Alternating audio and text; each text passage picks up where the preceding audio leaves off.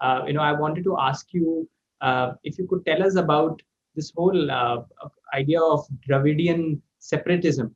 Why was that created, and who uses it, and the other sort of political exploitation of these ideas. Yes. Well, that comes into what I was going to discuss, because what happened is there was an identification then of Arya with caste system and an attempt to divide India into different populations. And let me say very clearly, if we go back to Vedic text, only three groups are mentioned. They mentioned the Brahmana, the priestly class, you might say the teachers, and then the Rajanya, the aristocratic class, and the Vish, the people. Later on, the people were divided into agricultural and merchant and other things.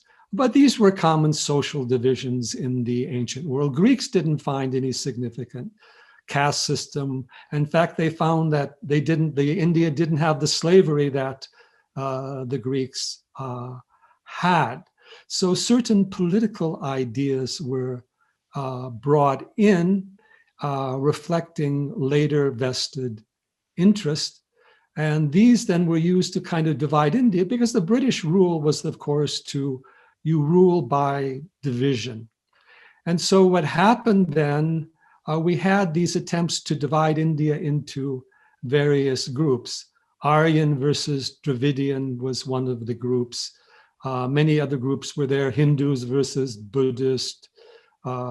Even within the Hindu society, one group versus another, one part of the country versus another.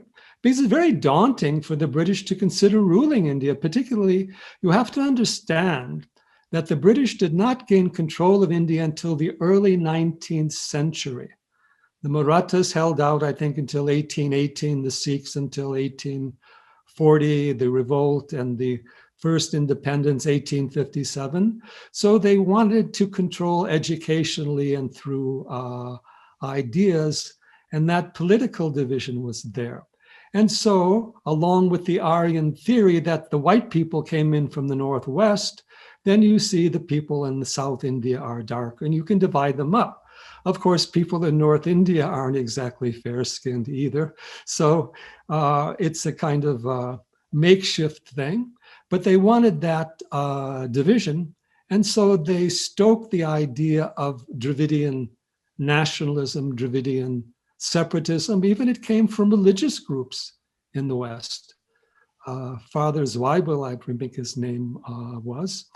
And it had a certain appeal in the sense that in India, you give each state a certain identity, and they have identities. For example, most states in India, whether it's Tamil Nadu, Maharashtra, Bengal, whatever, they have histories, literatures longer than almost any country in Europe. And of course, Europe certainly isn't united today. So these divisions came up, and that became one of the primary ones. But one of the things we want to make very clear is that there is no real history of that in South India. The greatest, largest Hindu empire, and probably longest Hindu empire, not the Guptas, not the Mauryas, but the Chola dynasty of South India, dominated most of South India, even Bengal, even Thailand, even Indonesia. They were huge, and they used Sanskrit and Tamil. The old Grantha script of Tamil Nadu also used Sanskrit. No division was there. The biggest Hindu temples are in the south. The oldest Hindu temples are in the south. The greatest preservation of Ayurveda, of Sanskrit, of Vedanta, of yoga is in the south. So this idea that somehow South India is different, yeah, it's different, it's better preserved the Hindu culture, but it's not that there's a Dravidian culture separate from the Hindu culture. There is the use of Tamil, but other parts of India also use local dialects for various purposes, which are also very old. Even Vedic Sanskrit's a little bit different than the classical Sanskrit. Plays would use local dialects as well as the Sanskrit. So the Dravidian nationalism has become a political movement, but it's very funny. What are the names of the people in the Dravidian movement? Karunanidhi, Jai Lalita. They have pure Sanskritic names. And there's now an attempt more to integrate into the, bring the tradition back because they're not separate. And so that's nationalism is going, separatism is going down a bit, but there are still groups that are promoting it.